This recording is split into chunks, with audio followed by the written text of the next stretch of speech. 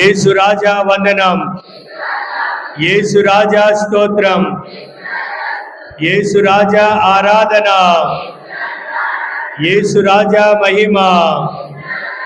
మరియ తనయ వందనం, మరియ తనయ స్తోత్రం, మరియ తనయ ఆరాధన, మరియ తనయ మహిమ.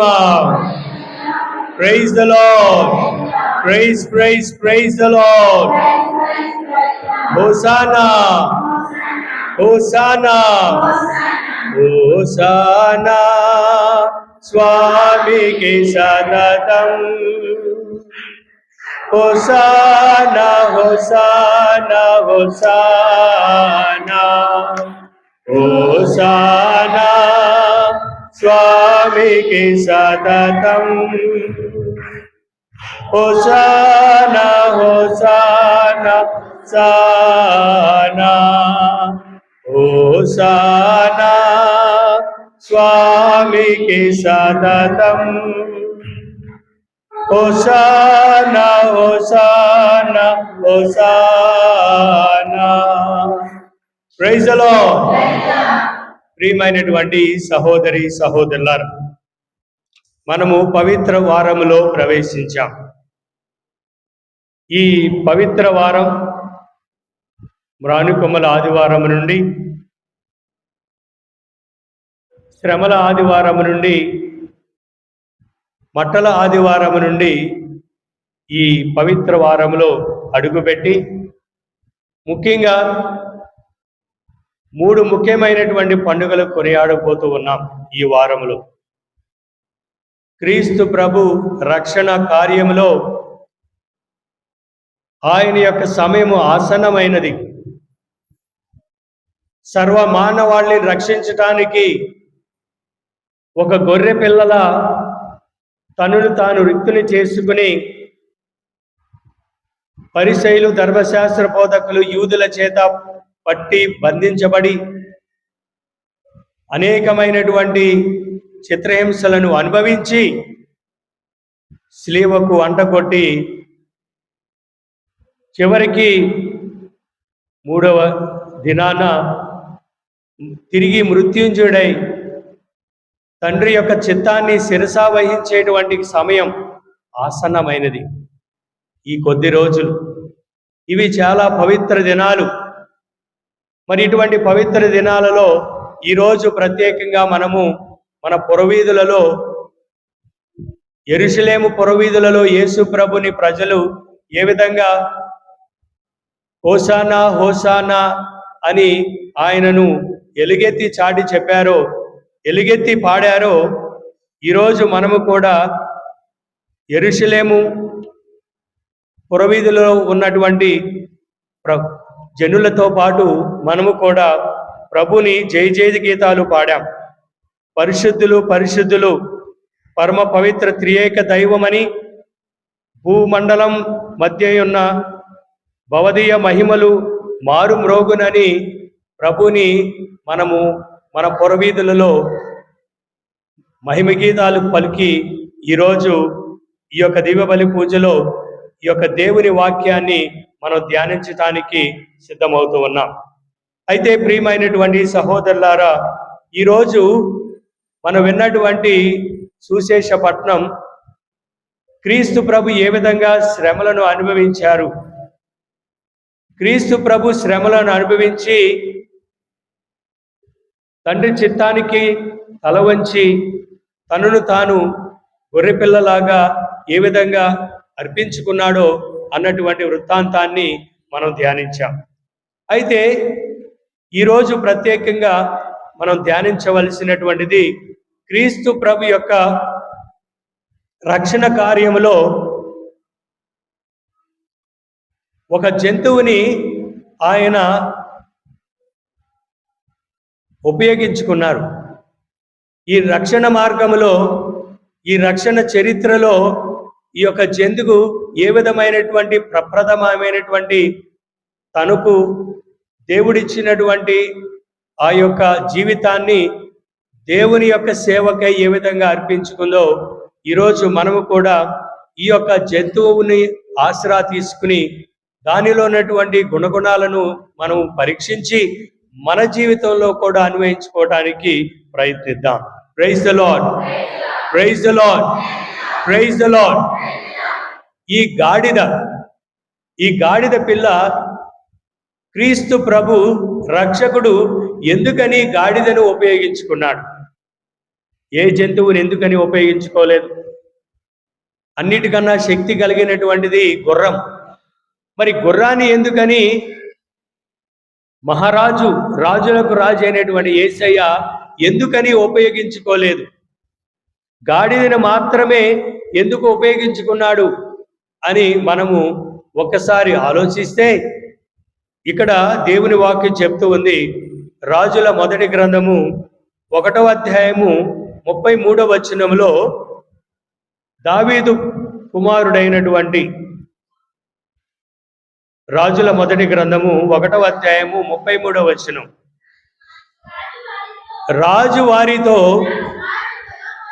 నా కుమారుడు సొలొమోనును నా కంచెర గాడిదపై తీసుకుని గిహోను చెల వద్దకు తీసుకుని పొండు అని ఆజ్ఞ ఇస్తూ ఉన్నాడు. ఎవరు సెలవిస్తూ ఉన్నారు? రాజు ఎవరిక్కడ? దావీదు రాజు తన కుమారుడు ఎవరు? సొలొమోనుని ఈ కంచెర గాడిద మీద తీసుకువెళ్ళమంటూ ఉన్నాడు. ఎందుకని? సొలొమోను కూడా రాజు అవ్వబోతూ ఉన్నాడు. మరి అటువంటి రాజు కాబోతున్నటువంటి రాజుని ఎందుకని గుర్రం మీద వెళ్ళమని ఆజ్ఞాపించటం లేదంటే, ప్రియమైనటువంటి సహోదరులారా, గుర్రం దేనికి చిహ్నం అంటే యుద్ధానికి చిహ్నం, మరణానికి చిహ్నం. యుద్ధంలో ఏం జరుగుతుంది? ఒకరిని ఒకరు చంపుకుంటారు, ఒకరిని ఒకరు చీల్చుకుంటారు, ఒకరిని ఒకరు శత్రువులుగా భావించి యుద్ధ రంగంలో ఒకరినొకరిని చంపుకుంటారు. కానీ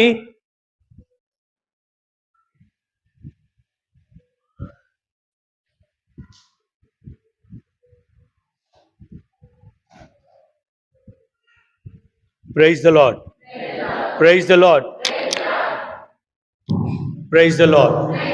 ప్రియమైనటువంటి సహోదరులారా, ఈ యుద్ధ రంగంలో జరిగేటువంటిది శత్రువులుగా మారి ఒకరి ప్రాణం మీద ఒకరిని చంపాలనేటువంటి ఒకరు అనేటువంటి తృష్ణ కలిగి ఒకరిని ఒకరు చంపుకుంటారు, శత్రువులుగా మారుతారు. కానీ గాడిద అనేటువంటిది శాంతికి చిహ్నం, సమాధానానికి చిహ్నం. సమాధానానికి శాంతికి చిహ్నమైనటువంటి ఈ గాడిద మీద దావీదు మహారాజు తన కుమారుని తీసుకువెళ్ళమని, ప్రార్థన మందిరానికి తీసుకువెళ్ళమని కోరుతూ ఉన్నాడు. అదేవిధంగా జకరియా గ్రంథము 9వ అధ్యాయము 9వ వచనములో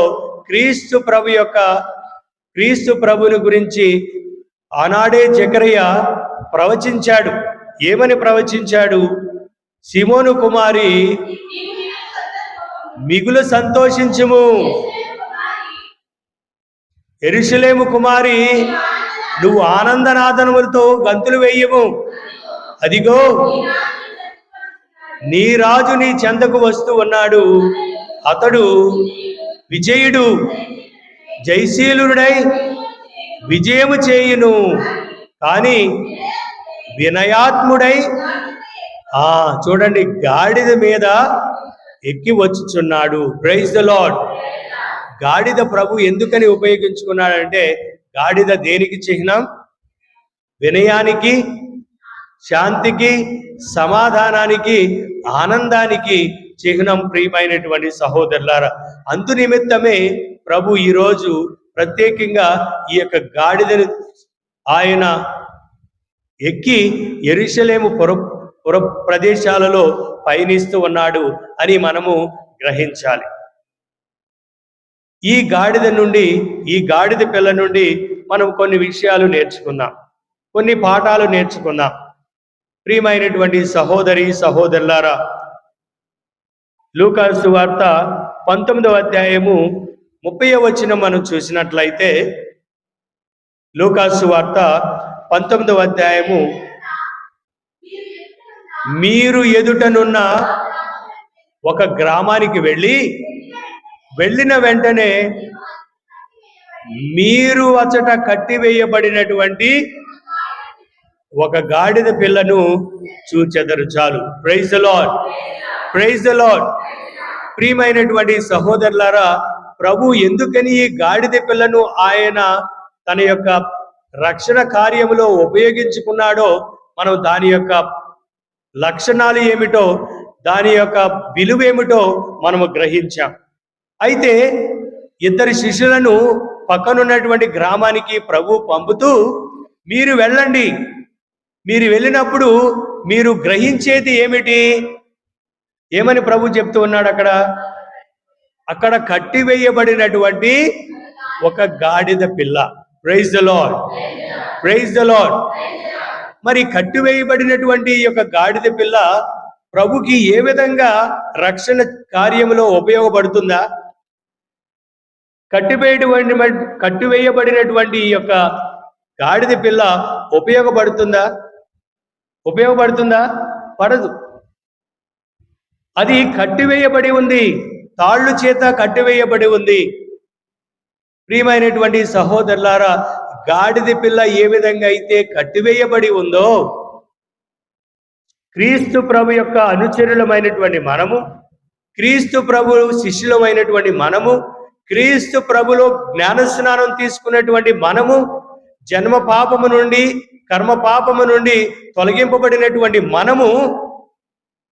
మనం చేసేటువంటి అనేకమైనటువంటి పాపపు కార్యాల వల్ల, పాపపు క్రియల వల్ల మనము కూడా ఇదిగో పాపం అనేటువంటి తాళ్ళు చేత కట్టబడి సైతానికి దాసోహులమయ్యామని మనం గ్రహించాలి. సైతానికి మనము దాసులమని, సైతానికి బానిసలమై మనం జీవిస్తున్నామని గ్రహించాలి. ప్రియమైనటువంటి సహోదరులారా, ఈరోజు నన్ను నేను పరీక్షించుకోవాలి. ఈరోజు నన్ను నేను పరీక్షించుకున్నాం. ఈరోజు మన సంఘం కూడా కట్టివేయబడి ఉంది. కథోలి సంఘస్థులు అని పిలుచుకునేటువంటి మనలో ఐక్యత లేదు, మనలో సోదర భావం లేదు. అయ్యో, ఈడు మన కథోలికుడే, మన సంఘస్థుడే, మన యొక్క క్రీస్తు ప్రభు యొక్క శరీరములో భాగస్థుడే అనేటువంటి జ్ఞానం లేకుండా మనం అనేకమైనటువంటి విధాలుగా దూషిస్తూ, ఐక్యత లేకుండా ఒకరి గురించి ఒకరు చెడ్డగా మాట్లాడుతూ ఉంటే మనం కట్టివేయబడలేదా? నువ్వు ఎప్పుడైతే స్వార్థంతో జీవిస్తావో నువ్వు కట్టివేయబడ్డావు. నువ్వు ఎప్పుడైతే ఇతరులను క్షమించకుండా క్షమాగుణాన్ని కలిగి ఉండకపోతే నువ్వు బానిసగా సైతాను చేత కట్టింపబడ్డావు. నువ్వు ఎప్పుడైతే ఇతరుల గురించి చెడ్డగా మాట్లాడతావో, ఇతరుల గురించి చెడ్డగా ప్రచారం చేస్తావో నువ్వు సైతానికి బానిసవై నువ్వు కట్టివేయబడ్డావు. ప్రియమైనటువంటి సహోదరులారా, నీ నోటి నుండి వచ్చేటువంటి మాట, నీ ఆలోచన నుండి వచ్చేటువంటి ఆలోచన, నీ యొక్క నడవడిక, నీ యొక్క ప్రవర్తన ఏదైనా సరే క్రీస్తు ప్రభు యొక్క ఆజ్ఞకు మీరి ఉన్నట్లయితే, నీ యొక్క సంఘానికి, నీ యొక్క సహోదరునికి మీరి నువ్వు ఏదైనా చేసినట్లయితే మనమందరము కూడా సైతానుకి కట్టివేయబడ్డాం. Praise the lord, praise the lord. మరి మనము కూడా ఈ యొక్క గాడిదలాగా కట్టివేయబడ్డాం. గాడిద అంటుంది, నన్ను కేవలం తాళ్ళుతో మాత్రమే కట్టేశారు, కానీ మిమ్మల్ని దేనితో కట్టివేసబడ్డావు?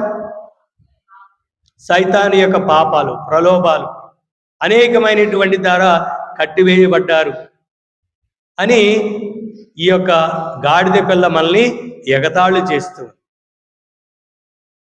ప్రియమైనటువంటి సహోదరి సహోదరులారా, ఇది జరిగినటువంటి సంఘటన. నోటర్డేమ్ అనేటువంటి కథీడ్రల్ ఫ్రాన్స్ దేశంలో ఉంది. ఈ నోటర్డేమ్ కథీడ్రల్లో అక్కడ పనిచేస్తున్నటువంటి విచారణ గురువులు, నోటర్డేమ్ కథీడ్రల్ పనిచేస్తున్నటువంటి విచారణ గురువులు, ఆయన ఒక విషయాన్ని ఎప్పుడు చెప్తూ ఉండేవాడు. ఒక సంఘటన, జరిగినటువంటి సంఘటన ఆయన ఎప్పుడు చెప్తూ ఉండేవాడు. ఆ సంఘటన ఏమిటంటే, ఒక చిన్న చిన్న పిల్లవాడు ప్రతిరోజు చాలా వీధుల గుండా దుర్భాషలు మాట్లాడుతూ, పెద్దలంటే గౌరవం లేకుండా, పిల్లలంటే గౌరవం లేకుండా, దేవుడంటే భయభక్తులు లేకుండా జీవిస్తూ చాలా చిల్లరగా జీవిస్తూ ఉండేవాడు.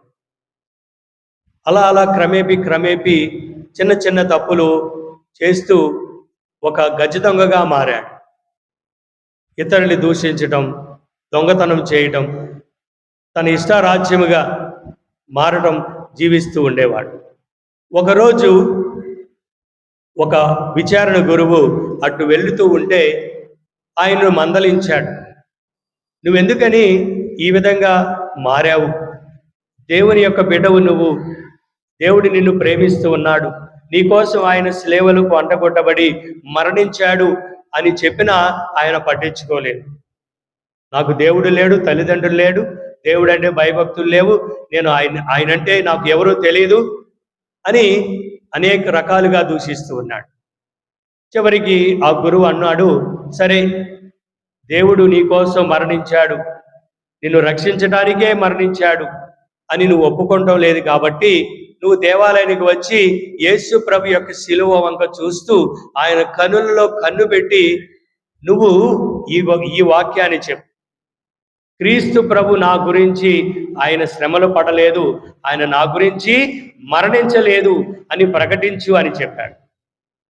ఈ యొక్క దొంగగా మారినటువంటి వ్యక్తి దేవాలయానికి వచ్చి గురువు చెప్పే విధానాన్ని చెప్తూ ఉన్నాడు. గురువు చెప్తూ ఉన్నాడు, చెప్పు. క్రీస్తు ప్రభు శిలువకు చూస్తూ ఆయన కనులో కనిపెట్టి చూస్తూ ఈ వాక్యాన్ని చెప్పు. క్రీస్తు ప్రభు నా కోసం మరణించలేదు, ఆయన నన్ను విముక్తి చేయలేదు అని చెప్పు అని చెప్పినప్పుడు మొదటిసారి బాగానే చెప్పాడు. తిరిగి అడిగినప్పుడు రెండోసారి కూడా క్రీస్తు ప్రభు ఎవరో నాకు తెలియదు, ఆయన నా గురించి మరణించలేదు అని చెప్పాడు. మూడోసారి చెప్పే సమయంలో ఆయనకు తెలియని రీతిలో హృదయంలో ఏదో కలవర కలిగి, మారు మనసు కలిగి ఒర్రున ఏడ్చి అక్కడికక్కడే కూలిపోయాడు. ప్రియమైనటువంటి సహోదరులారా, ఆ వ్యక్తి ఎవరో కాదు, నేనే అని ఆ విచారణ గురువు ఎప్పుడు ప్రజలకు చెప్తూ ఉండేవాడు. Praise the Lord. ఒకప్పుడు నేను కూడా సైతాను యొక్క బానిసగా కట్టివేయబడ్డాను. ఒకప్పుడు నేను దేవుణ్ణి దూషించాను. ఈ యొక్క సైతాను యొక్క ప్రలోభాలలో నేను మ్రగ్గుతూ నేను సైతానికి బానిసనై కట్టివేయబడ్డాను.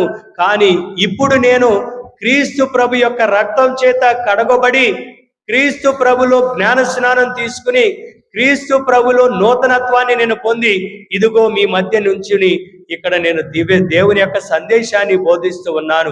ఒకప్పుడు నేను కూడా గాడిదలాగా కట్టివేయబడ్డాను, ఇప్పుడు నన్ను క్రీస్తు ప్రభు రక్షించాడు అని ప్రజలందరికీ సత్యాన్ని తన సాక్షిని బోధిస్తూ ఉన్నాడు ఈ గురువు. ప్రియమైనటువంటి సహోదరులారా, మనము కూడా ఈ యొక్క గాడిదలాగా కట్టివేయబడ్డామా లేదా? Praise the Lord. నీ యొక్క అత్తను నువ్వు ప్రేమించకపోతే గాడిదలాగా నువ్వు కూడా కట్టివేయబడ్డావు. నీ కోడలు కూతురులాగా నువ్వు ప్రేమించకపోతే అనుక్షణము టార్చర్లు పెడుతూ అనేకమైనటువంటి మాటలు మాట్లాడితే నువ్వు కూడా గాడిదలాగా కట్టివేయబడ్డావు. నువ్వు కూడా నీ సహోదరుని దూషిస్తే, ఇతరుల గురించి చెడ్డగా మాట్లాడితే నువ్వు కూడా గాడిదలాగా కట్టివేయబడ్డావు.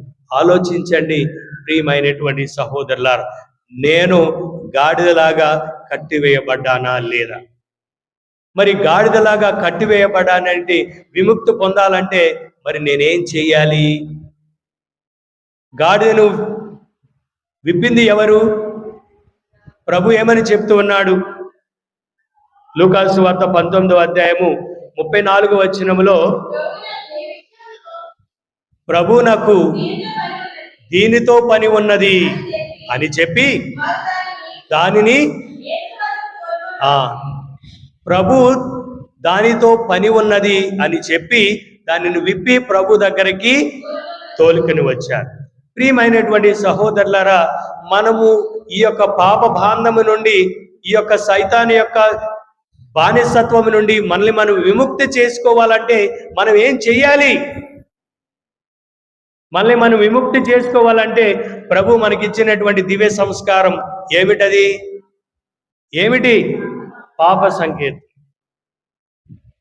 పాప సంకీర్తన చేయాలి, విముక్తిని పొందాలి. ఈ గాడిద పిల్లను శిష్యులు ఏ విధంగా అయితే విముక్తి చేసి ప్రభు యొక్క రక్షణ కార్యంలోనికి ఉపయోగపడటానికి తీసుకొచ్చారో, అదే శిష్యులు ఈరోజు క్రీస్తు ప్రభు చేత అభిషేకించబడి క్రీస్తు ప్రభు యొక్క స్థానంలో ఉన్నటువంటి గురువులు ఈ దివ్య సంస్కారాన్ని కొనియాడమని అనేక సార్లు నేను చెప్తూ ఉన్నాను. మరి మళ్ళీ మనము ఈ గాడిద పిల్ల ఏ విధంగా విముక్తి పొందుందో మనము కూడా విముక్తి పొందాలంటే ఈ దివ్య సంస్కారాన్ని ఏం చేయాలి? కొనియాడాలి. మరి ఈ దివ్య సంస్కారాన్ని కొనియాడుతున్నామా? ఇప్పుడు వరకు పాప సంకీర్తన చేయనటువంటి వారు చేతుల పైకెత్తండి. 1 సంవత్సరం లోపు పాప సంకీర్తన చేయనటువంటి వారు, అంటే మనం గాడిద పిల్లగా కట్టివేసి పడ్డాం. We are happy no? మనమందరం హ్యాపీ కదా? గాడిద పిల్ల కట్టివేయబడితే ఏముంటుంది అక్కడ? గాడిద పిల్ల అక్కడే రొచ్చు అంతా అన్నీ చేస్తే ఏమవుతుంది అక్కడ? దుర్వాసన, కంపు. నడవలేదు, పడుకోలేదు, నుంచోలేదు. ఎందుకని? వాసన, దుర్వాసన. మరి జ్ఞప్తికి తెచ్చుకోండి. అంటే మనం సంవత్సరం బట్టి ఈ వాసనలోనే బతుకుతున్నాం, ఈ దుర్భరమైనటువంటి బతుకుల్లోనే బతుకుతున్నాం. ప్రభు మనకి చక్కగా ఫ్రీగా ఇస్తూ ఉన్నాడు. ఈ దివ్య సంస్కారం కొనియాడండి, పవిత్రులు కండి, స్వస్థతలు పొందండి, మళ్ళీ నూతనత్వాన్ని పొందండి, ఒక ప్రదేశాన్ని ఇంకో ప్రదేశానికి మారండి అని పదే పదే ప్రభు మనల్ని ప్రాధేయపడితే వీఆర్ హ్యాపీ. ఆ మురుకులోనే ఉండటం, ఆ మురుకులోనే తినటం, ఆ మురుకులోనే జీవించటం మనము చాలా సంతోషంగా ఉన్నాం. Praise the lord, praise the Lord. ద్వారా ప్రియమైనటువంటి సహోదరులారా, గ్రహించండి, క్రీస్తు ప్రభు ఏ విధంగా అయితే ఈ యొక్క గాడిద పిల్ల అవసరమో, నేను, మీరు, మన సంఘం అంతా క్రీస్తు ప్రభుకి అవసరం. క్రీస్తు ప్రభుకి అవసరం. పరివర్తన చెందడం అవసరం, మారు మనసు పొందడం అవసరం, మనసులను మార్చుకోవటం అవసరం, మన హృదయాన్ని పరివర్తన చేసుకోవటం ఆయనకి అవసరం. మరి ఇటువంటి మనసులు కలిగి మనం జీవించాలి. ప్రియమైనటువంటి సహోదరులారా, గాడిద ఎంత అవసరమో ఈ రక్షణ కార్యంలో మన యొక్క పాత్ర కూడా అంత ముఖ్యము దేవునికి అని గ్రహించాలి. మూడవది, గాడిద చాలా వినయము కలిగి ఉంది. వినయాన్ని కలిగి ఉండాలి. వినమ్రులు ధన్యులు,